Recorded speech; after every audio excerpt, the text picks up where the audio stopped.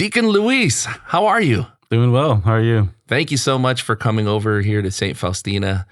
I know it's hot outside and you're wearing all black. That's true. So how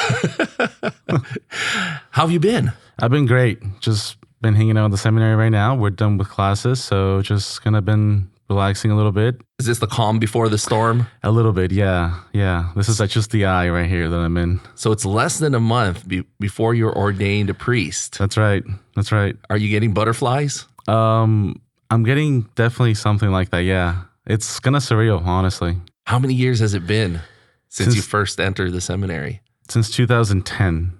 So it's been a while. It's been a long time coming. Yeah. Did it breeze by?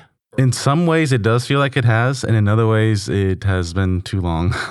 But, that just depends on the day and how I pray with it. Now, your full name is Luis Garcia. That's my full, name, I guess, if you want to go all technical. Yeah, please. Then it's Luis Miguel Garcia Ibarra. You were born outside of the U.S.? Correct. Where were you born? It's a little town called Pinos, Zacatecas. It's small little town, and then even in that town, I technically live in a smaller little kind of ranch, kind of small little place. So yeah, it was interesting being born in Pinos because the nurse who gave birth to me was just starting her practice there. Okay. And then she's still alive today, so I'm still able to go visit with her whenever I get sick a little bit when I'm on trips. She was a newbie when it all started. Yeah, and I was born like a little cold room with like just one light bulb. Are you able to drive there from here? Is it far or? It's about 18 hour drive. And then how old were you when you moved here to the United States? I was about 5 years old. Okay. Had you started school already? Preschool or preschool, kindergarten, exactly. Yeah. Do you have many memories of? A few. I have a few memories, especially just having friends over at my house. I had a huge backyard at the time since it was just, land. Riding bicycles, and my mom waking me up in the morning to go to school, making me like my licuado, which is just like a milkshake with just bananas. Oh, okay. Yeah. So that was fun. That was probably the most fondest memory I have. And I could still smell the food, the food that she would make in that kitchen. And it was really good. Yeah. And then so you moved straight here to Texas? To Houston? Correct. Houston, Texas. Okay. And what part of Houston? I guess it's more like the northwest side, kind of springish area. Okay. And did you always live there? For the most part. What was your parish there? I wasn't as involved at a parish at the very beginning of my, early, but I would go randomly to Prince of Peace. I started kind of going there for sacramental prep. Yep. So you were more of a casual Catholic family, not really that involved, but you'd go for the important occasions. Correct. And I think what added to that reality is we had just moved there, right? And so we didn't know what the Catholic Church looked like in America. Okay. Having it look so, dare I say, contemporary. So we were used to seeing it in a certain way aesthetically. And so when we found out that there was a church nearby off the freeway, off 249, we ended up going there and kind of made it our spiritual home. What parish is that? Prince of Peace. Oh, Prince of Peace. Okay, so your parents were kind of intimidated a little. But yeah, we just didn't know what to look for. Landmarks. Okay. Yeah, it was interesting. Wow, did they speak a lot of English when they? No, not at the beginning. That's a hindrance as well. Yeah, because you kind of get kind of scared. You want to stay in your bubble a little bit. Mm-hmm. You went to school all throughout here in Houston. Correct. Public school. Your whole time when you were growing up, did you think that you were going to become a priest? I did not. Not at all. It was never my radar. I mean, just marriage. That's kind of what the only vocation that I was kind of exposed to or understood is like you are with your parents, and then one day if you want to leave the house, it's because you're going to get married. What profession were you thinking about when you were growing up? Business. I wanted to go into business, learn about business, how to create a business. I love to travel, so I wanted to do like international studies, international business as well, learn more about that, and that's kind of what I was gearing towards. So when did the first thoughts of becoming a priest enter your mind? I would say that came up while I was on mission trip in 2009 with my home parish, Prince of Peace. And so we ended up going on this trip, and it was a mission of presence, right? And in this mission trip, I remember just experiencing just a lot of feelings of consolation, a lot of experiences of God and the people. We always talk about the treasures of the church being, whether you think of it as, all the beautiful things that we have in a church, But really, the coffers of the church were there in Guatemala to me. Just the people. They treasure God and the faith so much, even in the midst of turmoil and war. So, how old were you at this point? I'm not very good with math. So I'm going to go with, let's see, it must have been around... Were you a teenager? High school? I just finished high school. You just finished high school. So all throughout high school, you had no idea of what you were... of the possibility of becoming a priest. It didn't even enter your mind. It did not. I did have a friend on my senior year. He was my best friend. We had talked about colleges. At that point, the college question came up, obviously, for all of us. And so it was so where are you going? And he finally told me, I'm actually going to go to University of Dallas. I'm like, cool. What are you going to do? I'm going to be a priest. It's seminary, Holy Trinity Seminary. Oh. And then from there, it was just like, hey, I'm Catholic. Like, obviously, we knew that, I guess. So tell me more about that. And then he kind of took me under his wing. He kind of really fostered that vocation, I guess you can say.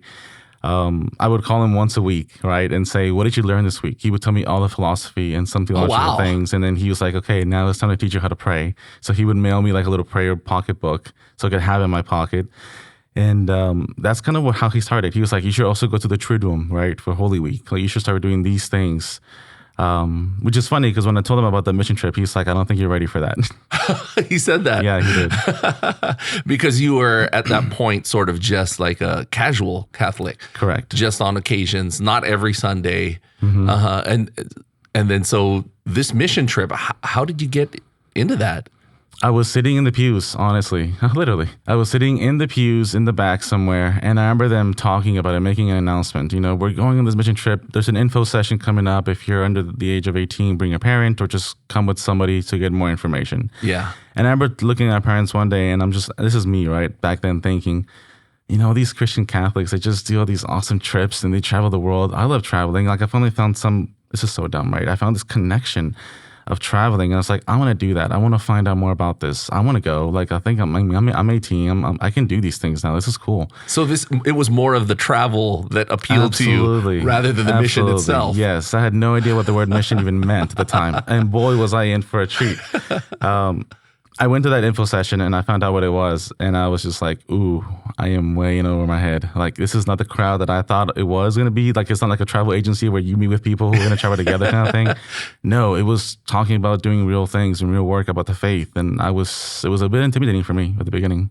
Were you imagining like people like backpacking across the certain parts of the country? I think I was thinking more, probably that, but probably a little bit more formal, just, being bussed over to certain places, kind of like pilgrimage of sorts kind of thing. Okay. Yeah. So you were imagining a pilgrimage, but it turned out you were headed to do a lot of work, huh? Correct. So who is this friend that talked to you? Is he still in the seminary? He is not. So he did leave. He discerned his vocation outside as well. He was very influential for many years. And then eventually when I took a break as well, we actually ended up moving in together for the summer that I had just left. And then we realized, like most friendships, I guess, that you kind of grow apart. We had grown apart. We have kind of done enough. Yeah, that's interesting that, he goes into the seminary, but he discerns out. But maybe the whole reason, maybe God's plan for him to go in the seminary was him to influence you, to send you those prayer booklets and all of that. Yeah. That's very interesting. So tell us more about this mission trip. What was it all about?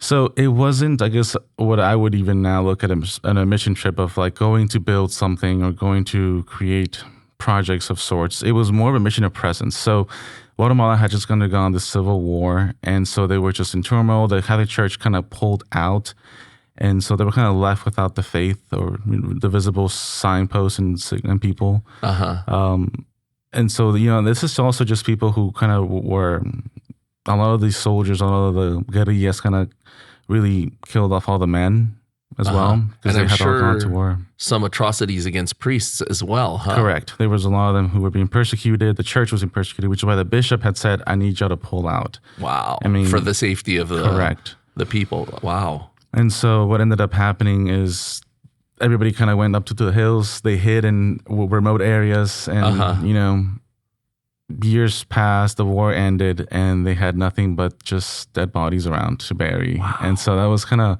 what in some ways we kind of stepped into. By the time it was open again and safer for Christian communities to come in and evangelize, yes, we were probably one of the last ones to come back. We just didn't realize what the situation was. And so you had all these other Christian people, communities come in and, do their job. Yeah. And so then when we come in, we're just coming in again, full force, reestablishing where we were, letting the community know, hey, we're here. Which to our surprise, they were already doing a lot of catechetical things on their own. They kind of had built their own community of faith to foster what little they could remember and have. Yes. And we're talking people who are still indigenous too, people who still speak in their own kind of native tongue, indigenous tongue. So it was kind of interesting for me to do mission trip there because even in my being bilingual, English, Spanish, I would prepare a lesson plan in English, translate it into Spanish, and then that had to be translated once more into Quiche. Oh, wow. So that is interesting. So there must have been certain times where there was something lost in the translation because it's translated twice. Yeah, huh? I think so. Very challenging. I remember one time there was a question immediately, and I was speaking on discernment. I think it was occasion of discernment. And so one of the questions was in Quiche to my translator. And the question was, what is discernment? Can you please spell that again? So I think in some ways it's like, they got what they needed to hear. They got what little bit they were supposed to ask and be inquisitive about. So. But yeah. But it is kind of like a game of telephone, hoping that the other person gets what you're trying to say. Now, you said that there were dead bodies and all that. Did you have to do any of that kind of work? No. By the time I got there, I say that too just because when we get to these aldeas, these places where these people live, there are hills of just crosses and kind of makeshift cemeteries on properties. Wow. That's what I meant by like the visible bodies in that sense. But yeah. Wow, that must be something else, just walking through that. What goes through your mind when you're walking through a community and that's been devastated like that? It makes you wonder how desolate they might be, how alone they might feel, how abandoned they might feel and be. And then it was also rewarding and surprising to get to their homes because we did a lot of like prayers with them and like home visits of sorts, right? We brought communion to the people who were homebound. Visited with people who were still speaking and practicing in their native tongues and in their indigenous ways, but were working on going through some kind of RCIA program where they wanted to convert to Catholicism. And so arriving at their homes, it's like one light bulb, maybe. It's a dirt floor, and they have like one little cot or bed, and everyone's there. Grandma, all the kids, the wife, and if the husband's gone either because of work or he's deceased, then the 15-year-old kid is the man of the house. He's the one that's taking charge. And what was beautiful is realizing even in that appearance of desolation and abandonment, they had a small little table with a white cloth and an altar, basically. Wow. With all their images and the candles because they knew the priest was coming. You're giving me goosebumps. Yeah. I'm telling you that. Wow. So I'm sure when you arrived, they were like, when the missionaries started coming, they were like, "We're so glad you're here. We've been waiting for you." Yeah, and they were very thrilled. And so one of the first things we did too was, how can we help you? What do you guys need? Because obviously it's not just the mission of presence, because we were building back relationships, right? But it's like, how can we help you foster what you're already doing? Well, we need more Bibles. Great. We need catechisms. We'll bring them. So even us as missionaries, we would only like have a backpack on us, right? It's the carry-on. Yes. What got checked in was like just this action packer, big crate thing, and that would have all of our supplies for them. Okay, so you head off there first, see what they need, and then come back. Now, did you ever have the opposite of what I described of a reaction, like people who are mad? How could God let something like this happen to us? Did you have any of those type of reactions when you arrived? Not that I've experienced directly, no. I think there was a lot of just, they would probably see us and they would just cry. And I think that was the mixture of anger, sadness, and hopefulness, just all blended in. It was beautiful. Wow. How long were you there? Usually a week. Okay. Yeah. And how many people were you with when you... It started off small, maybe 15, 17, and then it grew to about 25. I think the biggest group we had was closer to 30. And that included young adults at that time too. Like at the beginning, it was just kind of, those who could travel, the older folks. And then eventually we ended up attracting a lot of great youth to come to this, which was nice and rewarding to see. So you were 18 or 19 at that time. That was, I'm sure, a huge huge influence on you. Did you come back thinking, okay, I'm going to become a priest? Yeah. So yes, to answer that question, but the irony, so every night we did faith sharing or like, so unpack the day kind of thing. And so in one of those prayer sessions at the end of the day, my prayer partner who was next to me said to me, I really see, what did she say? She said, I really see the wounds of Christ in you. And I think you could carry those in a very particular way as a priest. I think people were just seeing this really energetic, filled with fire for the faith, and they wanted me to like be this priest. And so I took it with a grain of salt even then, although it was very beautiful to hear. And then I remember coming back after the fact and telling some more people about it, people that I trusted, and they also affirmed it. And they said, well, if nothing else, just go talk to the vocations director, who is actually Father Dat. Yes, at the time. Correct. At the time, go talk to him. And almost like in a way, I said, yeah, I will do that. That way he can tell me, you just come back from a holy high, a great, beautiful experience, live out your Catholic faith a little longer. Okay. And so you're thinking that maybe you were just on a high from that trip. Is that what you were thinking? That maybe it's just because I'm on a high. Maybe I'm really not made to be a priest. I think in the back of my mind, that's what I wanted to believe. But I think I did experience something different. So you were a little bit in denial, I guess. A little bit. Because I knew that it came with a commitment. The commitment of letting go and of God daring to say yes back to me. So I didn't want that. Did you date in high school? I didn't do a lot of dating in high school. Were your parents too strict or? A little bit. They were very, very much on me about staying on track. And get your diploma. Get my studies, make sure I finish high school. And if I wanted to do more, then I needed to focus on that. Yeah. Okay. And then so you talk to Father Dat. He says, let's not jump the gun too much. Is that what he said? So when I met with him, that's what I was hoping he would say, right? And then I remember talking with him, sharing this whole experience with him, I think. And he just kind of a little bit more about how this friend was leading me to the faith, how he's been fostering certain devotions and just instilling knowledge about the faith in me.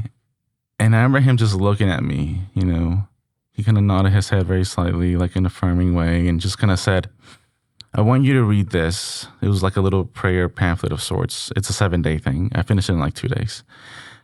He said, take it every day, which I still took 7 days, but I also finished it early. And just ask the Lord, do you want me to be a priest or do you want me to get married? Like have those both options hand in hand. And then he said to me, I don't know what it is about you, but I think you could move forward in this. And sure enough, after the 7 days were up and I met with him again, we talked about the prayer experience that I had, and he said, okay. He's like, again, I don't know what it is, but I think you're ready to move at least into the formation part of formal seminary. Did your parents know that you were talking to Father Dat? No clue. No clue. So when did you tell them that you were discerning the priesthood? Gosh, I think it was around Mother's Day. So around this time of the year is when I told them. I want to say I probably told them around June, but a friend of mine recently told me it was around Mother's Day. Was this before or after talking to Father Dat? Way after. By this point, I had everything lined up. My autobiography was done back in November, kind of thing. Like I had done everything already. Okay, so I was already accepted, actually. Oh wow! I was already taking all the steps. You went through all the tests and everything. And what was their reaction? Are you the only child? No, I'm not, but that might as well happen. My siblings and I are about 8 to 10 years apart. Okay. So in some ways, I was the only one that they were looking at, kind of thing. Okay. So they were all born here in the United States? No, just one of them, the youngest one. Okay. Joseph, yeah. So Sergio and I, my older brother, myself, we were born in Mexico. Okay. And so how they reacted was my mom just kind of felt like she was losing a child. I was just going to leave. Also, again, this is the same mentality of like, if you're going to leave the house, it's because you're going to get married and then you leave. It's not just to do, but even to go to school, she was kind of like, about it. She was uneasy. I remember asking her, I said, I'm moving to seminary. I'm going to be at the school. They're going to have laundry machines. I need you to please help me. How do I do laundry? And give me the basics. What do I separate? What's the logic behind it? How much do I use detergent-wise? Per load. And she said, oh, mijo, don't worry about it. You can always just pile that clothes and just bring it back home and then I'll do it for you. and I know now, looking back at that conversation, it was her way of saying, I want you to have some reason to come home. Which I would anyway, but it was also her way of securing that. So I was like, okay, well, I guess I'm gonna have to figure that out on my own, how to do laundry. Now, we talked to Father Houston Okonma.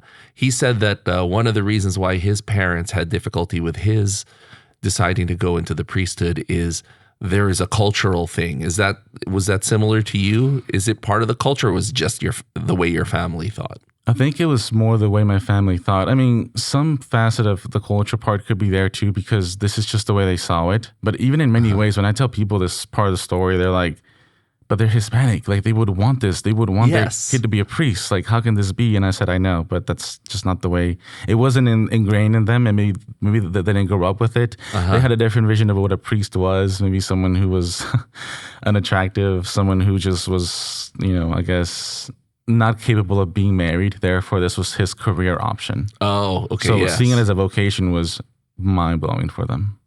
Yes. And for me too. Now, when you decided to become a priest and you told your family, did they tell you not to do it? Similar to Father Houston? I guess my parents weren't that blunt or weren't that bold. They were just, my dad was very disappointed, and my mom was just like, well, and in many ways, they both just kind of said the same things, but very differently expressed. They pretty much said, "You've been good. As you've been a great kid. We love you. You didn't give us any trouble. We didn't have to run down to the school, to the principal's office to do any disciplinary things, or go down to the courthouse as my other cousins would have done. So they said, thank you for that, and we are willing to let you go and do this thing." Again, it was one of those things where I think, unless I was getting married, then that would make sense. And this was a bit of a shock. It felt too early for them to process, I think. How about your older brother? What did he say? I don't remember, but honestly, I don't know if he was like approving or not. I think he was in the same boat with my parents, just to kind of give it a supportive, as a support to them. But yeah, I don't think he was very happy about that either. And my younger brother didn't really know enough to really care. Do you have any sisters or just brothers? So it's my older brother, and then I did have a sister, but then I didn't meet her, so she died after a year. Oh, okay. She died like in the crib or something. So it was one of those things where she was asleep, and she died in her sleep. Oh, okay. And then it took my mom a while to get over that. That probably factored into how her wanting to hold on to you, because she'd already lost a child. Mm-hmm. The reason why I asked about your siblings is because, maybe if you were the only child, then that's, it's it would make sense. It would, yeah. Or that if you were the only son, they'd want somebody to pass on the family name, but you have two brothers. Mm-hmm. So it's very interesting. But I understand now that you mentioned that your mom lost a child. Yeah. And the oldest one, Sergio, he soon after he got married, he had 2 kids. So I have a niece and a nephew, right? Once my niece came in the picture, because it was first my nephew, and then my niece came in the picture. Her world was just... It's all about the grandkids. And it's all about her. It's all about the girl that she didn't have. Oh, yes. The girl she didn't have. Like, this is like kind of like a surrogate type. And in that sense, she kind of let go of me more. She was like, do whatever you want. I mean, she didn't say any of this, right? Were you were already in the seminary? Oh, yeah. I was well in. Okay. Did they eventually completely warm up your whole family to that? Well, I can tell you that. So I did college seminary for 4 years, right? And my mom didn't go drop me off at the beginning. It was just my dad and my brother who dropped me off with all my stuff. Wow. In Dallas. She refused to go. She was busy, But she went to go pick me up when I told her I was discerning out and that I was graduating. So she was like, of course I'll go. So she went to that. And then, however, when I left for 3 years, and when I came back and I entered at St. Mary's Seminary, she actually did come. So you discerned out for a while. Mm-hmm. Did that factor in the way your family reacted? Did that factor into the reason why you discerned out? It was definitely a part of it. I think I was just doing a lot of growing and learning about myself in those college years, those 4 college years, learning about myself, learning about all these connections, right? Like why was she so adamant about me staying? Like, this is all stuff that I was picking up while in college, in prayer and direction. And I realized, like, I need to be at home for a while. I need to resolve something there. And even the idea of like leaving seminary hurt. I was like, I don't want to leave right now. Like, I don't want to do this. I don't want to take this break just to get this done. But, in prayer, God was just kind of telling me, like, you have to go and you got to settle this, build take this care bridge. of this. Yeah, you can't move forward unless you take care of this. Wow. And so you graduated your 4-year philosophy degree, right? Correct. And where was this? So I did 2 years at University of Dallas, and then I did the last 2 at St. Joseph's Seminary College in Louisiana. Okay, so not here in St. Mary's, Correct. but in I did not stay here, like So my what- other converts. So what was it like going over there? To Louisiana. Yes. It was quite the change, right? It is Louisiana. It grew on me, but it was great. I love the just fullness of the culture. It was so rich in culture, and it is its own, but it was so good. It was very homey. It was very kind of like that had that southern comfort kind of there. It did remind me of home a lot, even though I was away from home. People just adopted me to go to their houses and stuff. So that was great to see, which I didn't get a lot of that at Holy Trinity just because it was different times and different setups. But yeah. Is this the same seminary that Luis Armas Correct. went to? Yeah, I remember him talking about it. He said he called it Catholic Hogwarts. He said when you drive up, it looks beautiful. Is that so? That's the same one. Yeah. When I was in seminary, though, at the time, we used to call University of Dallas Holy Trinity Seminary the Catholic Harvard of the West. Okay. And then we used to call Louisiana St. Ben's the Tabernacle of the South. Oh, So it's like, where would you rather be? that's cool. Now, during college, did you have any experience? Because a lot of some of our seminarians and priests have talked about quote unquote chalice chippers or cassock chasers, girls that are trying to land a seminarian and pull them away from becoming a priest. Did you ever run into any of those situations? Honestly, I think so. I'm someone who, whenever I'm processing through things, and those college years were big on that, right? I would say that I was a lot in my head, so I wasn't as aware of anybody doing that. Was I aware of beautiful women on campus? Yes, Of but course. once I got to St. Joseph's, it was all male, so like that kind of went away. But the first 2 years, yeah, it was a little difficult to kind of go to school and realize I wasn't like having breakfast with them or with the rest of the university community kind of thing, and not interacting with them as much, and knowing that there were boundaries and limits, and so Getting used to that too. that was interesting at the beginning. Yeah. Yeah, because you have to follow a more strict schedule being in the seminary, right? You don't stay with the regular student population. Correct. We travel as seminarians like packs. We go up, we come down the hill. So you discern out. You decide to settle some business with your family. What were you doing, professionally during those 3 years? For one of those years, so it was 3 years that I was out. Yes. And in one of those, I worked at this equipment company. They rent out equipment for construction and big projects of sorts. So I actually had to get certified in, managing forklifts, boom lifts, like all those aerial lifts of sorts, just so I can move them from one location to the other within the property.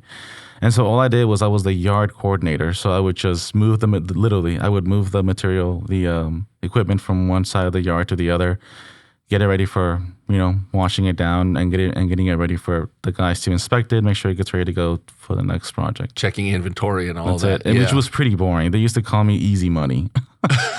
Really? I would come in at a certain time in the morning and I would leave by 5, and they would always joke with me. It's like, what are you doing? It's like, oh, just this and this. Oh, what's going on? Easy money. I'm like, okay, well, I'm not going to debate that. It was like, if it was, I think I was getting $15 an hour. So. Okay. Now, you said you did that for 1 year. What about the other 2 years? I realized within that year immediately that there was still such a hunger for ministry. There was just part of me that was almost naturally created for this, or like conditioned for this for the past 4 years. And I didn't know what to do with it, And I remember talking to my coworkers who were a lot older, they're working in these shops and stuff. But I was talking with them, and there was always concepts about the faith, maybe not explicitly using the word God and religion, but there was this concept of like what they were searching for and looking for in their own everydayness, which I connected to what I knew immediately. So there was this hunger that started building. I couldn't take it after a year. Like a void. It was a void. It was like, this is not the job I would want professionally, right? So then, I mean, they kind of tell you sometimes, if you ever discern at a seminary, you should definitely not immediately go work at a church. Like get make sure you breathe completely away from that. And then eventually, we'll see what happens, which is what happened with me is I ended up coming back to a church job. Where did you work? Yeah, I worked at St. Ignatius in Spring. So Father Norbert met with me. We talked about where I was at in life. And then one thing led to another. I kind of wanted to do youth ministry. I feel like that was more of my alley. I wanted to do that. I wanted to just work with the youth, with my own people. Kind of gave me that mission trip experience kind of back to a certain extent. Mm-hmm. And instead he was like, well, all I have right now open is liturgy, is assisting in like in liturgy. And I was like, I've never done that before. Like, it's not something that I would jump on and want to do, even though I was a seminarian, but I was still a college seminarian. So I didn't really care much for liturgy in that sense. So yeah, I was like, okay, well, I guess I'll take it. I'm pretty good at learning. And people have said that I'm like a sponge. I just kind of absorb new things. And if I'm open to it, I suppose I just absorb new things and I learned the role, and it was quite the ride. It was quite the ride to work and experience ministry from that perspective. So 2 years of doing that. Mm-hmm. When did you realize it was time to go back into the seminary? After meeting with families, who were grieving the loss of a loved one, because I would meet with them to plan their funerals, after having all these ministerial experiences of that sort, and even more so the baptisms, meeting with parents for baptisms. People would always tell me, my coworkers said, you were always most happy and most alive when you were at church. It's all the admin stuff in the back that kind of like I was drowned in. I love doing it. My spirit animal, apparently, when I was working there, was a meerkat. Because I would spend all day digging holes underneath. I would come up for air every now and then I would go back in. Wow. So yeah, but it was after all these experiences of just meeting with people and interacting and seeing the church, quite honestly, for the good, the bad, and the really, really ugly, just in general. Like, I still fell in love. I was still in love with the church, and my vocation was very much still there, palpitating like within me, asking me to yearning come back. And I would always say, no, I'm not going to go back until the heavens open up and I feel like God the Father says to me, all right, son, you can come back to seminary. I want you to be a priest again, kind of thing. And while that never actually happened, what ended up happening is I ended up, turning in my letter of resignation to Father Norbert. And I sat with him kind of like across this way. And then he comes over and sits next to me and goes, why are you really leaving? And at that point, I was trying to hold it in. And then I just kind of said all these things. I was like, look, I'm just leaving because I just don't feel like this is where I want to be. There's something that I'm still yearning and longing for. This is like a 2-hour conversation, maybe 2+ hours of having this conversation with him. And then he asked me towards the end, what do you see yourself doing? I'm like, whatever it is, the job is just going to be being with people. Okay, doing what? And I had this like, oh my gosh moment, like being a priest. Wow. He didn't have to tell you that. Mm-mm. It came out of you. Wow. Yeah. I mean, he was already building it, honestly. Did he already know? Did he tell you later on? He knew? He knew from the beginning. He told me even from the get-go that I started the job, he's like, I know you're going to go back. Or like, he had an inkling about it. He had the holy hours set up throughout the year where I wasn't allowed to be too involved with him, because it was one of those things where he wanted to have parishioners come and pray for vocations in general, which was the way to cover that. And so there, I remember Carla Jackson, the liturgy director, saying, oh, don't worry, like I'll take care of all these logistical things, as in you can worry about other stuff like funerals or whatever comes up, as in like don't worry about this one liturgy. Because they're praying for you. Because they're praying for you. Yeah. Well, they didn't say that, but like I kind of knew, and I'm just like, of course I was just like, good luck. So you didn't realize it at the time, but late, or did you catch on? I had some kind of indication. I mean, there's no way that I can be in liturgy and not even see an email fly here and there about it. When you had decided and you realized that you wanted to go back in, you had to break the news to your family again. How did it go that time? Was it different? The same thing? Was your niece born already? Yeah. My niece was born already, and a few nieces were born, definitely. My parents knew. I think it was funny. I remember going to mass with them earlier on when I had left, right? And I remember going to mass with them, and I think that they felt like it was nice to have their kid back. And I remember after communion, it's a typical seminarian thing that we're kind of built up with, of like a prayer pattern of sorts. So like after communion, of course, I'm going to pray. I'm going to do my prayer of Thanksgiving. I'm just going to, and I went to a Benedictine monastery / seminary college. So there was a little bit more contemplative nature to my prayer, I suppose, that they could just feel or that I exuded. All this to say, I remember sitting in that pew praying my prayer of Thanksgiving after communion. And then afterwards, my mom was like, she whispered in my ear, she was like, if you want to go back to seminary, you can go. Wow. How did that hit you? Yeah, it was hard. I mean, it was great to hear it. Yeah. And I said, and she said too, if that was the only reason why you left, you should know you can go back now. Wow. I was like, well, I just started this thing, so maybe not yet. But I kept that, right? I kind of giving you that stamp of approval after all those years, after wow. I would have cried right then and there. I mean, I'm getting all teary-eyed right now just thinking about it. Wow. Yeah. And how your dad and your brother, how are they? They really didn't comment much, right? And so then fast forward 3 years, and then it's that time to tell them, like, I'm going to go back. They have already been sensing in me, kind of pushing me to realize, like, what are you going to do with your life? Like, you're not happy with your ad. I'm like, you're right. I'm not. There's something agitated. And I felt like St. Augustine, right? Like, my heart was so restless. I was not settling anywhere in anything. Even job-wise, like even the job that I loved doing was becoming tedious, and because there was just some interior restlessness happening. Yeah. So I remember telling I told my dad first, which is funny because I told my mom first last time. So I told my dad first. He said, okay, well, I was like, hey, can I talk to you at some point? He's like, yeah. Also, I need to go to this doctor checkup thing in the Woodlands. Can you come with me? He was like, sure. And I need you to drive me. I was like, okay, cool. It wasn't serious. It was just a checkup, but he wanted me to drive. So there we are in the car driving. We're getting there. And I'm just like, I just told him in the car, here's what I'm thinking. You've been asking me what I want to do with my life. And here's the answer. Here's this meeting that just happened. I was like, Dad, I'm ready to go back. Like, I want to go back. Yeah, it's like, it's time. And I remember him just like looking at me and just going like, wow. He said, I figured this is what you wanted to do, and I'm glad that you finally made this choice. He's like, all I want is for you to make the choice, be happy, and I don't care if I don't understand it, I'm going to support it. Wow. That is fantastic. I'm sure you prayed for that moment a lot while you were in the seminary the first time. Wow. That's beautiful. Beautiful moment for your dad to say that, And, that sign of saying like I know you're your own man now. You're making, and for him to say, I don't completely understand it, to admit that and to say to you, but go ahead and do it. Wow. Correct. And then it was time to tell my mom, right? So then I get home and I'm like, Mom, can we talk? She's like, yeah, here it is. I'm ready to go back. Like, you told me this a long time ago, like 2 years ago now. So I'm just kind of fulfilling that. But yeah, I think I'm ready to go back.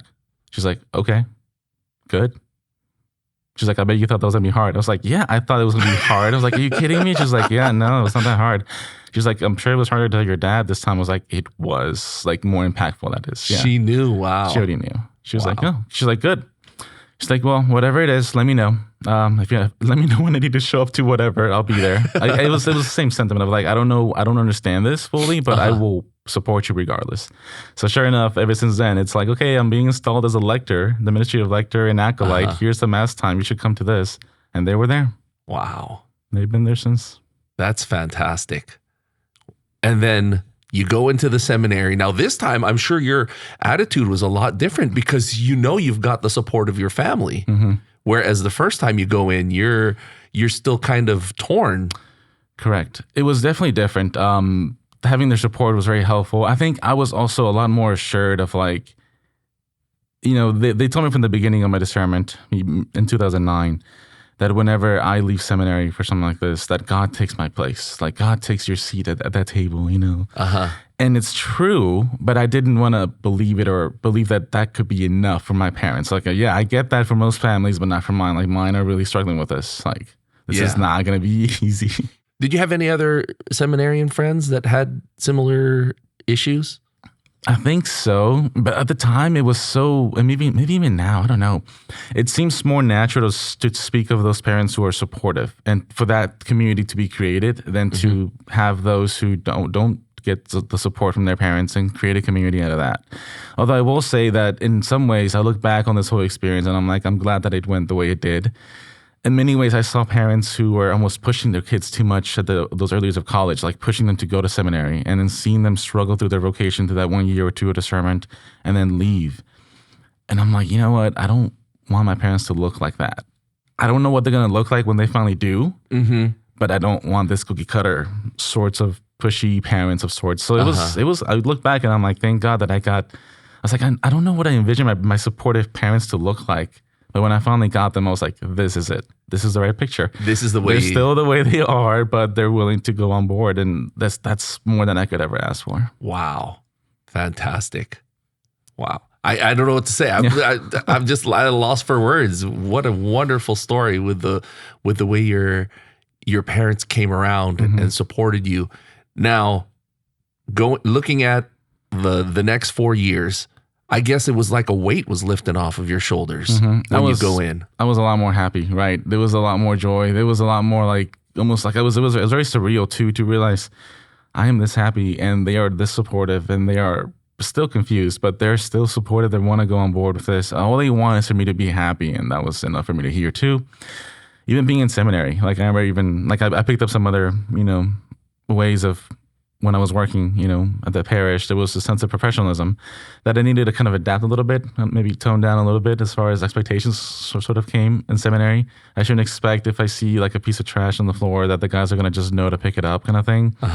Or expect that the maintenance crew would come and get that. Like it does take some more of that Christian virtue and charity to realize I can do that too. Not that I wasn't doing that when I was working, but there was a sense of accountability when at a professional job, that's whose job is it to do this kind of thing. Yes. And when you add the Christian dimension to that reality of work and work ethics, it changes a little bit. So I had to almost mold that back in with how does this look like from a Christian perspective, to do something like this. So I'm also very OCD. I love having a clean room and a clean hallway. I feel like that was my kind of love language, which my classmates didn't know that until later on when I told them some of those ways that I express my love language for them is cleaning after them kind of thing, or just kind of tending, make sure things are hospitable. They're set, they're ordered, they're ready to receive them. That's kind of what the message I want to get across to them. Did you pick that up from your family? Although my mom, I learned that actually last year in third theology. Have you seen the movie Coco? Yes. Okay. You know that one scene where Miguelito, the little kid, and he's sitting at a table and grandma's coming around with the second batch of tamales. Yes. And he's like, here, have some more. And she's like, oh no, grandma, I'm good, I'm full. And then she was like, what? There's this look of shock. I was like, I said, what did do you you just say to want me? more tamales? Exactly. And then he just goes, I'll have one more too. And then she puts, and I think he says, I'll have one more. And there's two that go on the plate. I didn't notice that. Normal. Well, maybe it's two and then three go on the plate. I don't remember. We just thought about that. I was like, that's home. Whenever I'm home, my mom's like, do you want more food? I'm like, yeah, I'll have more enchiladas. That's great. Here's 3 more. I'm like, I didn't say 3 more. I want one more. But okay, I'm going to eat it. All this to say, I realized that was kind of me too. It's the love language for me though, I received it with food from my parents, from my mom especially. So the way I'm translating that is my cleanliness, my OCD-ness. I can be tamed enough to show it as a love language. So yeah, that's how I kept communal restrooms were immaculate. You can ask any of my confreres. Yeah, Deacon Christopher, Deacon Jacob, they'll tell you. I was a big clean freak. I probably got on their nerves too much about that. So really, yeah. I was a bit of a pain. They misunderstood it. That's what it was. I also the way I did it was not always very charitable either.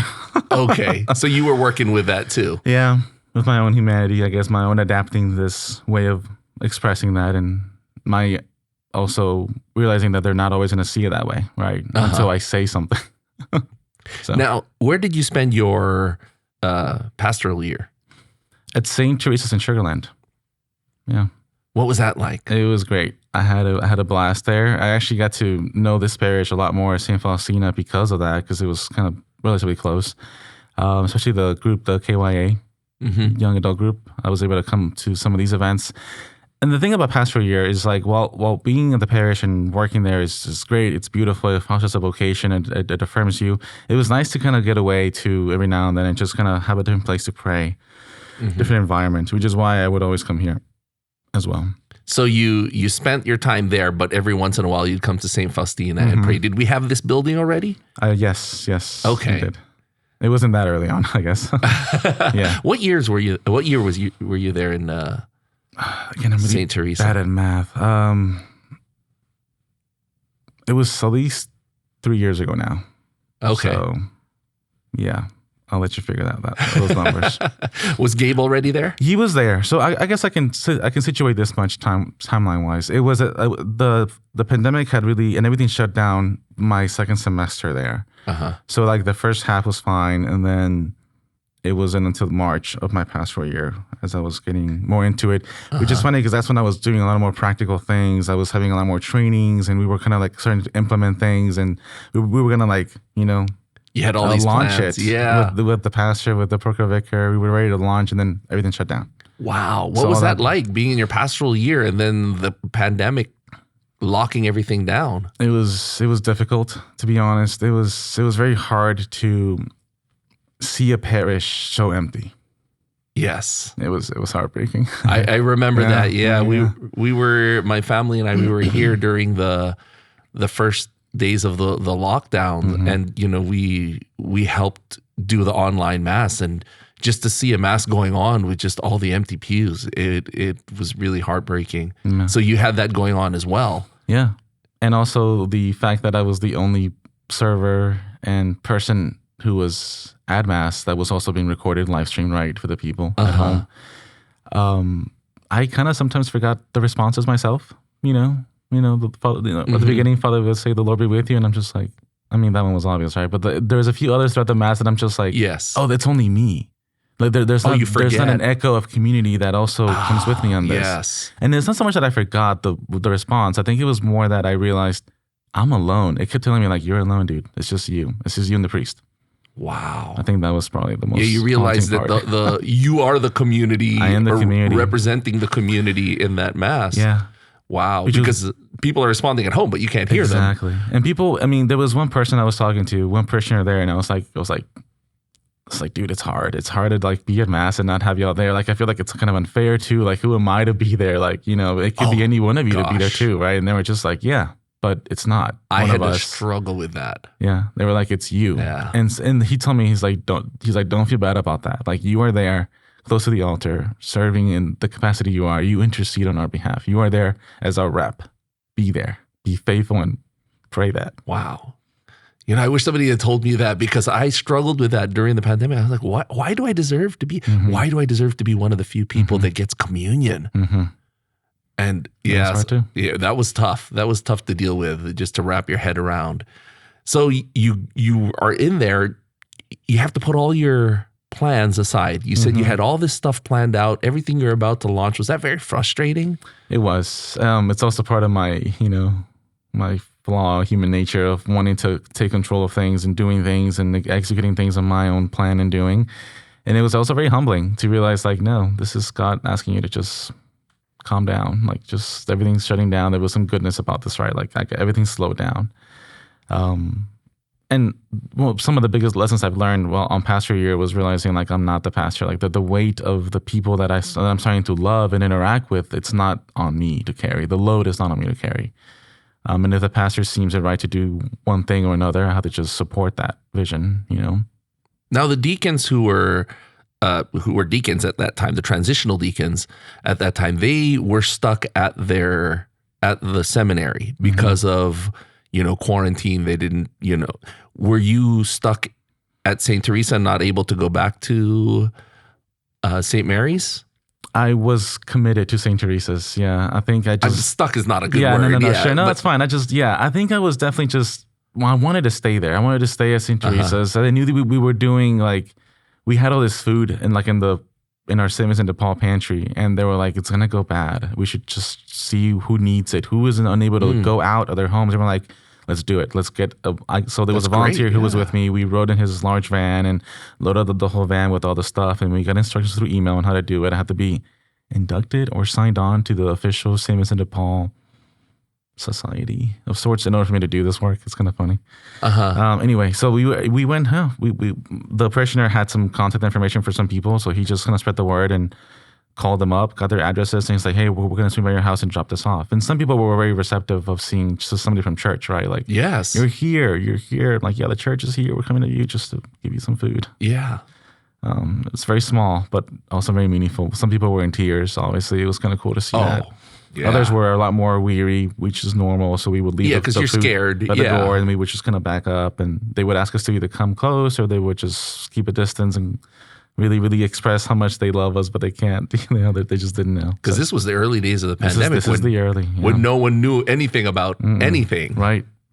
I think I was even afraid to even just touch the doorknob on the way out. I remember the other provicar in residence at the parish, at the rectory, would come out every now and then. Like, you could just see him open his door and just kind of, you hear the spray going on, and he was wiping down the doorknob. So it was kind of interesting. And then we all eventually settled into it. It became what it was, but it was difficult. Now, you went back to the seminary after not being able to launch some of those things. What was your attitude going back into the seminary after your pastoral year?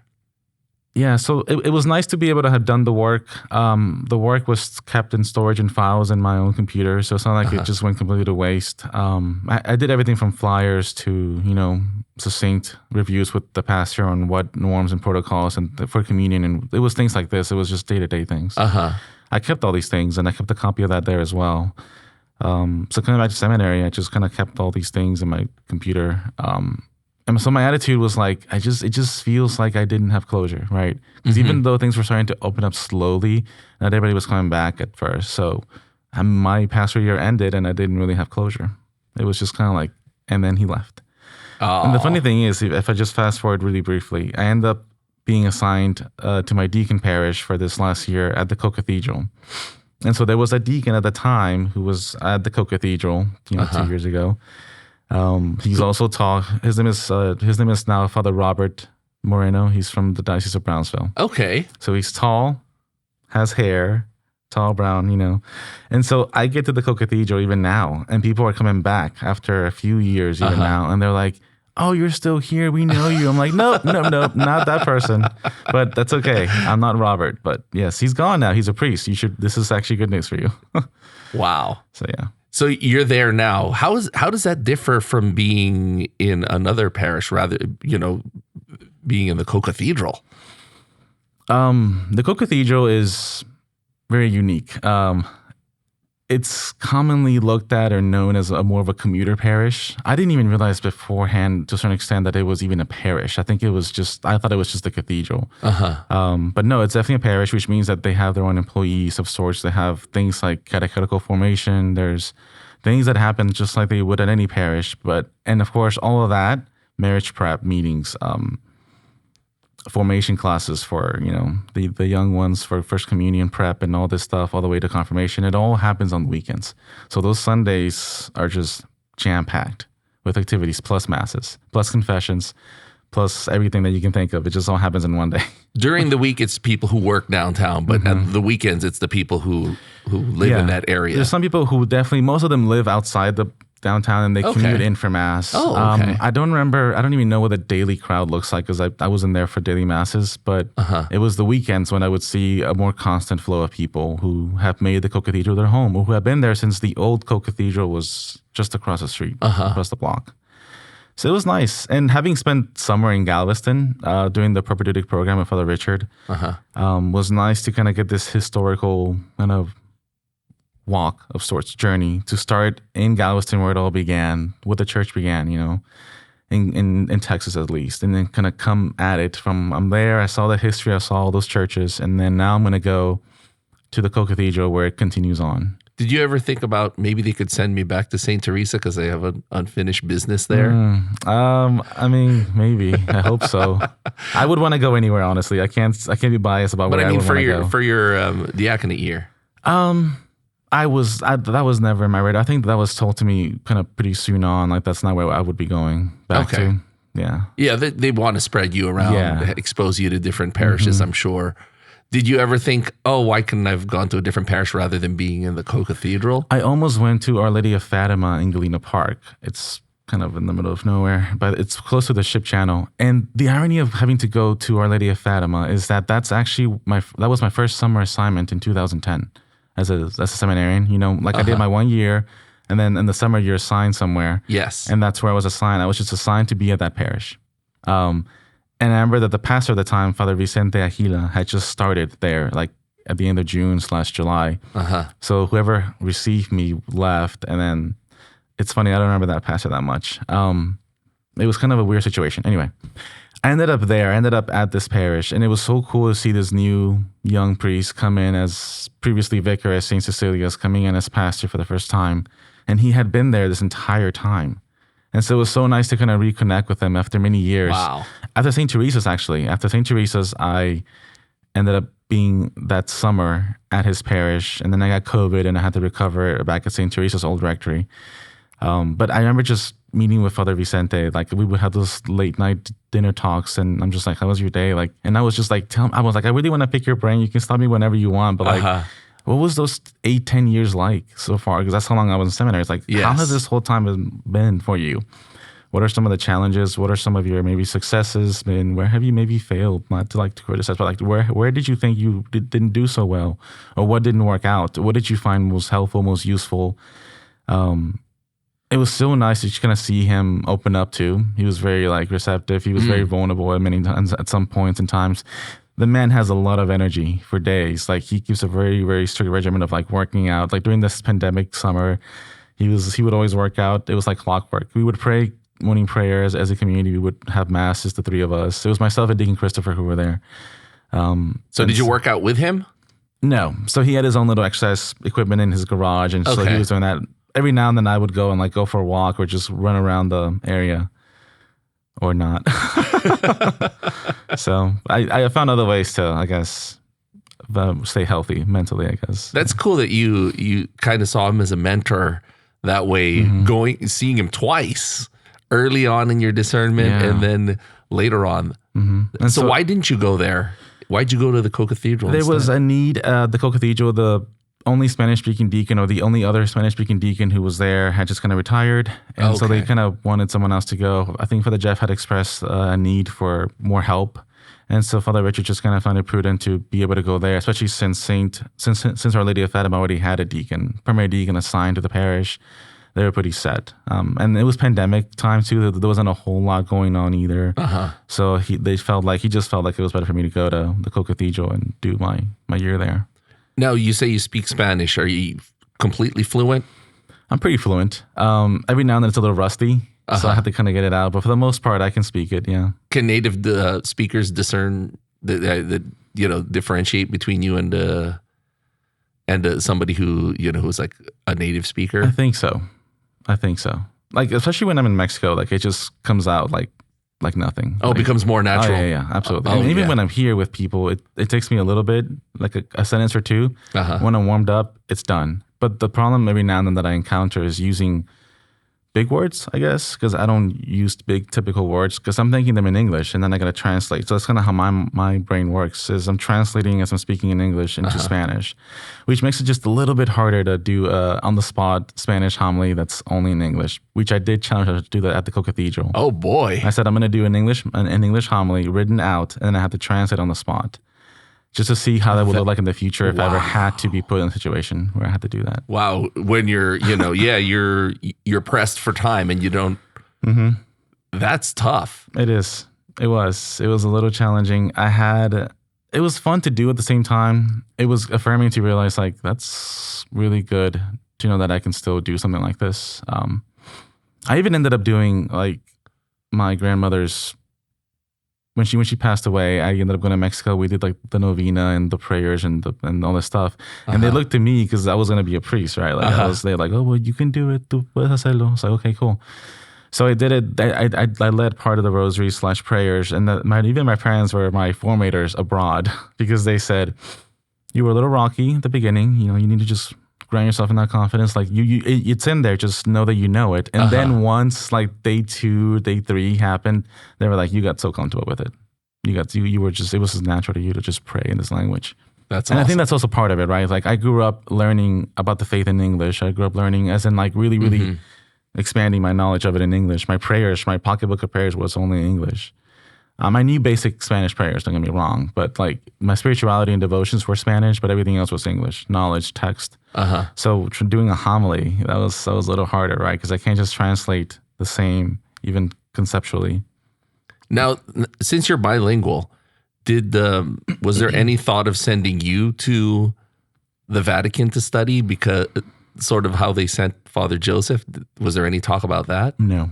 I think my grades told them otherwise. So yeah, I was a pretty average person. Like again, it was a lot going on emotionally, I guess, on my own person. My studies were the last, which is honestly probably why I went from UD to St. Joseph's Seminary College, because it gave me not just an easier like workload academically, but it was just a different, better place of community for me to like really discern and foster what it is that God was asking me to do at that time. And maybe they figured, okay, they knew that the struggles your family were having early on. They probably, okay, we're not going to send them across the ocean. Oh, yeah. Louisiana's the farthest we'll take them. We'll just take them across the lake, no big deal. Yeah. Now that you're practically done with the seminary, let's talk about life in the seminary, because we've talked, this is something we ask all of the seminarians. I heard. In terms of pranks. Yes, here we go. And the childishness and, just guys being rowdy and all of that. Have you been involved in any of those pranks? Masterminded been anything? On the other end of it. You've been pranked. I've been pranked. It was once, it wasn't anything major. Again, I'm very OCD. I'm a very clean, organized person. I think you know maybe where I'm going with this. So that some of my friends, and I had this like bunk bed system in my room. We used to stay in these smaller rooms now, but this is before the new dorm. We call it like the little matchbox, So they're tall, but they're very skinny. Okay. So the only way to go is up, So like I got this bunk bed system going that somebody gave me. I inherited it from another deacon who had left.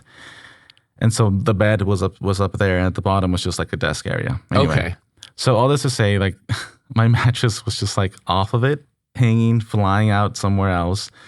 They had put a bunch of like toilet paper in there, and they had put all my stuff was just out of order. And it also didn't take a whole lot to get to me, because for me, like if I have like 3 pillows in a certain order in my bed, they were just like out, or like inverted. The sheets, like everything was just out and everywhere. Drawers were just open. And like layered out open, and it was a mess. It was a mess. I hated to be in my room. I was like, and even the rug, like my little carpet was like off centered, and I'm just like, it drove me so crazy. You said your mattress was off? What do you mean? Like it wasn't like in the bed frame. It was just like hanging out. Oh. So again, it was tall, right? So they knew how OCD you were. So they went in and they just thought, let's just make this rug a little crooked. This is going to drive him crazy. Let's open these things. Yeah. So it wasn't huge, but it was driving you nuts. Oh, it worked. Trust me, it did the job for me. I wasn't mad. I actually did laugh with them. They also kind of primed me by sending me a picture. Like it was a proud selfie of all of them in my room as a mess. So that was just like, what is happening? Whose room are you in? I get there and I'm like, it's my room. And then eventually I laughed. I laughed really hard. Who was in the picture? A few of the guys had already discerned out. I think now Deacon Fernando from the Diocese of Austin, who's one of my classmates, was there. Another friend, his name is Jeffrey Yashek, he was there. Nick Aparicio. I can't think of the rest of them. I have to find the picture again. But those were the biggest. That's funny how they just did these small things and it drove you nuts. It's a small house, like how to get to each other, and how to hit those nerves. So yeah. I mean, they didn't have to do anything crazy like wrap things in plastic or anything that some people do, wrap everything in tinfoil. Nope, they just moved a few things and they're like, this is going to drive them crazy. That's hilarious. And so I eventually became someone who spent a lot more time with the community in seminary, so my door would be always open. So every now and then one of my classmates would always like go in my room just slightly, because my bed was by the door, and would just like knock the pillow over. And I would get to my room, and I'm just like in my room trying to work, and then I turn around, and I'm like, why is this down? This is bothering me that it's down. Or like this was moved off center. I've learned to tame that a lot more. Don't get me wrong. Like I've learned to let go of a lot. You can literally ask my formator, because this year I got to do, my house job was flowers. So it was altar flowers. Okay. Which I was like, I did gardening during the COVID when I came back in that third year when we were in lockdown at seminary. I love getting like working like that, getting my hands dirty, digging holes, kind of thing. Like this is cool. I can like meerkat, right? That was some sort of animal. I'm like a meerkat. Yeah. I'll dig holes. I will learn about this. I will learn how to propagate a plant. Like this is kind of cool because I was limited to going out and getting new stuff. So when they said you're gonna do altar flowers now, and I'm like, I have no idea how to do this. This is not at all the same. Yes, I could be creative, but like this is not the same. I don't know how to keep them like in one place like that and create whateverness. Like no, I learned how to do it, and then there were days when I would be really frustrated with it, and other days when I would eventually. My formator was there in the sacristy when I was working, and he's like, how's it going? I was like, you know what, this thing has fallen, like it has knocked over twice already. I've used already 4 blocks of foam.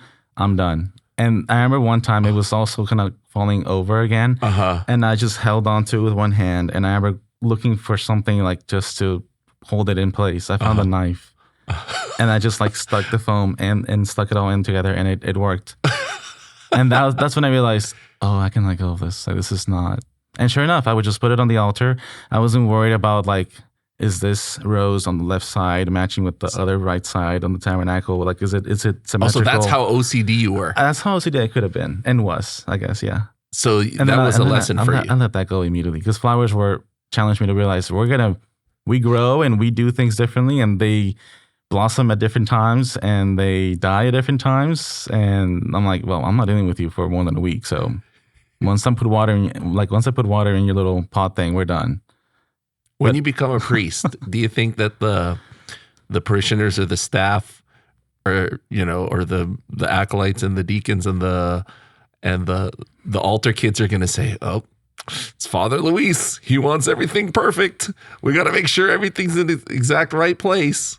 That's a fair question. I hope that they might say that, yeah, but I hope that they're not tormented by that question. Okay. I hope that I can instill a more relaxed, hey, I'm not expecting you to do this for me. I can do this myself if I'm going to do it. Like, don't think that it's on you to do it. Yeah. Because this is also just kind of part of the way even I was conditioned back at St. Ignatius. Southern Order is also very meticulous and very particular, which is good to have at a parish. And I think when I adapted that talent, I took it as my own and just ran with it, and then it made this OCD person. So I remember always when we would have our chapel, it was these wide doors, and the Paschal candle had to be right in the middle of the line of when the 2 doors met. Okay. So I was always very careful to do that, and I remember even Father Norbert would come in and would adjust that. So it's like I can let go. It's okay. Now that we're looking forward to your ordination, have you thought about what parish you'll end up at? Wherever the Lord wills, I guess. I really have enjoyed my time at the Co-cathedral. I've had such a great mentor in Father Jeff Bain. He's just been really good. Like, he's just put a lot of trust in me, I think, and he treated me like a cleric. He treated me like an adult, like a confrere, like one of his own kind of thing. He gave me a lot of independence, and at the same time, he did give me a lot of work, which I don't regret. I remember telling him one day, he told me the end of the day I had most of the masses. I was preaching at them. I had both group baptisms on a Sunday, and I had the 5:30 mass, that Sunday evening. And then we went back to his office, and then he's like, how are you feeling? I was like, I am spent. Like, I am so tired right now. But I did say, he was like, but honestly, also I want to just add to that. Thank you for letting me experience this feeling of tiredness, because I know that that's probably how it'll be. Yes. And then I got to add the layer of not just assisting in mass, but being the celebrant, what that takes out of you as well. Yes. Plus, he was hearing confessions too in between. Ooh, yes. That so takes I'm like, its toll. This is just a foretaste sort of what I could experience. And so he just wanted me to know if, one, I was comfortable or okay with that, or what I felt about that, really. It was very, very good and I said thank you. Because at the same time, even I came right out of me, because I remember throughout the day, I had it was a busy day, and I only had 15 minutes here to pray this office and daytime prayer here, and between baptisms, I was getting this other one, and it was just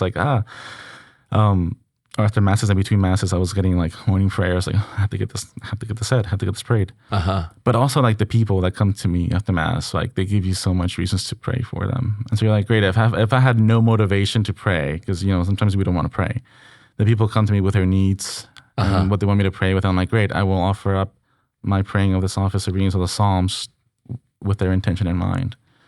And at the end of the day, I said, Father Jeff, like, I'm so glad that you gave me this very busy day. I feel very spent, but there's no other way that I see myself, envision myself being spent than in this way.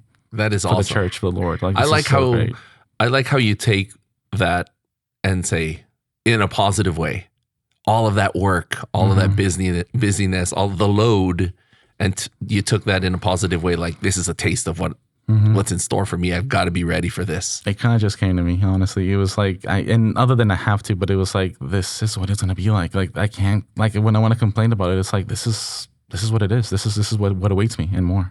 This is what I signed up for. Here's so much goodness. Like, at the end of a Sunday, I don't just want to, like, go golfing or like go do whatever. Not that there's anything wrong with that, but like, I don't just want to do that. I think people expect their priest at the end of a Sunday to just spend time in prayer still. Like, continue praying for them. And while that prayer could look like, just sitting in your lounge chair, taking it all in. But there's a certain expectation of like us spending time too with the one who called us, even at the end of a busy day, like relaying everything to him, which if nothing else, I learned that from doing CPE when we did chaplaincy ministry at Houston Methodist downtown. It's like, we experienced a lot of people, a lot of death, a lot of suffering. Yeah. What am I going to do with that? I can carry it and pretend like I can just manage on my own. Like, I don't have a savior, or I can literally go to him. Say, here, laying it at your feet. Like, these are your people. This is their needs. Like, tend to them. Have you thought about what parish you're going to end up at? So I love the Co-cathedral, right? I really love it there. I love St. Theresa. You think that's I don't know. It could be anywhere. I mean, I could go there. I could go. All I know is it'll likely be a large parish. You think you're going to end up at Prince of Peace? I mean, it could be here. It could be anywhere. I mean, I don't know about Prince of Peace, but I think Prince of Peace, since that's my home parish, I don't see them making that move, but I could be wrong. I don't know. It could also be St. Ignatius, honestly. Or they might realize, well, he's already been there. He worked there. That could be both a good thing and a bad thing. Like, do we want to have him with more exposure? Have you noticed that they've wanted to spread guys around? They've already been there for their pastoral year. They've already been there for their diaconate year. Want to spread them around the whole community so everybody gets to know them.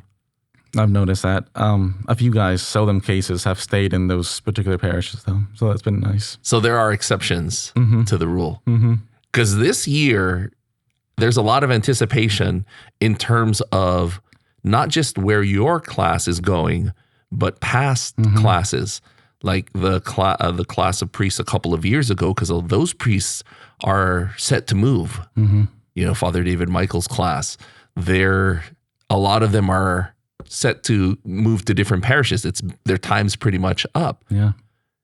So has there been any whispers? Have you heard anything? Has anyone hinted to you where anyone might go? I think there's always like, maybe you'll go here, maybe you'll go there. But the reality is, this is also a very interesting year where there's just a lot of more pastors and who are retiring, which means that there's a lot more bigger spots to fill, which means that until those are filled, then we get in the picture. And because, for example, they may have one in mind already for me, but if they're going to move that pastor somewhere else because of a certain need, they can't quite assign me there yet. They can't commit to me being there. So they don't want two new people in the same. Or they obviously know that I would need someone who's a lot more seasoned. Yes, to be as a mentor, someone like Monsignor Borski, who's, even though he's retired, but like someone who's up there, like Father Dat, like Father Norbert. Since you're pretty fluent in Spanish, you thinking they're going to send you to community with? I can tell you that much. Even in my interview with the cardinal, he said you can be assured you'll be going to somewhere where you'll be using a lot of your Spanish. So I said the same thing to him. Majority Spanish speaking. That's what he said. Community. He also said that the statistics of the diocese, like more than half of them are Spanish speaking. Yeah, that's true. So that's also where he was deducing his argument or his hint at me of going somewhere where I'm going to use it a lot. I mean, here at St. Faustina, there's a big Spanish speaking population. Yeah. So it could be anywhere. St. Teresa's has a big one too. Co-cathedral is kind of small, so but we'll see. But it can grow. So we'll see. Very interesting. Now let's talk about your ordination day itself. We've talked to some of the priests that have been on the show. When you're there during your ordination and you're laying prostrate, what's going to be going through your head? Gosh. Man, yeah, that's a good question. Are you going to think about those times, the whole journey that you had with your parents? You're going to think about the time that you discerned out and coming back in? Mm-hmm. Is that what's going to be number one? I think I'm going to carry all that in my heart for sure. It's going to be part of what's going to be beating down on the marble floor there, right? It is all that reality, because I'm recalling the experience of diaconate too, having done the same thing. There was a lot that was going through my head. I really just asking the church, praying with the church, interceding for me for this future ministry that I'm being called to, and sharing in. I remember specifically like when Cardinal laid hands on me, there was a certain weight, and I was like, oh, he's really like laying on me, like he's really putting his weight on me. But also the way I describe it, it's like it was almost him transferring his sense of authority or power of sorts to be with the people and deal with them in this diaconal way, right? And diaconate ministry, as a way to say, here, take this load and go and serve in this capacity. Mm-hmm. So being prostrate, it's going to be this probably feeling of, other priests have said this too, and I think I'm going to feel this too. This feeling of like unworthiness, of like this is it's come to this point, and I don't know that I'm still worthy of doing something like this. Honestly, even at this point, like in the sense of like it's not so much me doing the church a favor; it's more like God doing me a favor by calling me to this vocation, in which I will be hopefully go to heaven and get people that come with me as well in the process. Looking back at your time at the seminary, what will you remember the most? Looking back at my time in seminary, I think I'm going to remember the late night conversations, the late night runs to Whataburger, cramming in for exams, but like the experience of that, like the conversations that we've had, the moments of encounter with the Lord are going to be big too. Whether it was things that happened in the hallway and conversations with people that I interacted with, and especially being in prayer. Those are the two things I think I'm going to remember the most. Right after your ordination, do you have weddings and baptismals and stuff to take care of? Have you been already booked for that month after? Some people have asked me to baptize their kids, and even my own cousin was telling me, I'll wait till you're a priest. I was like, you can do it now. But anyway, nothing official, nothing in any books, because I don't know where I'll be. I don't like to plan ahead that much in that sense. So just catch with them. Once ordination happens, I'm going to catch him and then figure out what my new assignment will allow me to do and time-wise. But there's people who are excited about that. There's people even in Mexico. So I'm going to go do a massive Thanksgiving back in my hometown. Oh, that would be fantastic. And so there's going to be this entire thing that's going to happen, which at that point, I've kind of like felt like Houston, because I was able to go to his first mass, and his reception was very lively and culturally huge. It was just bursting with culture. I'm going to be in Mexico, and I'm going to be riding in. They told me this already. I have no say in this. I'm going to be riding in on a horse at the entrance of the town. Wow. Yeah. Probably with cassock or something. I don't know. But depending on boots, very likely boots. With people who will meet me at the entrance of my little hometown. And people from across the other towns, the neighboring towns, are going to hear about this. So they're also going to be there. They're going to have like a banda, so like a lot of instruments and like music playing. Wow. Processing me into my first. And they told you this. You have to be on a horse. They told me this already. Yeah. Well, I said, it was like, what are you going to do? Like put me on a horse or a donkey? And they were like, that's a good idea. I was like, oh, dang it. I just gave you something to do. Because I was being like sarcastic. I didn't think they would actually take me up on that. And they were like, and then sure enough, like in the next day, my dad was like, guess what? You're like my compadre found the horse. He's very docile, so he's not gonna like whatever.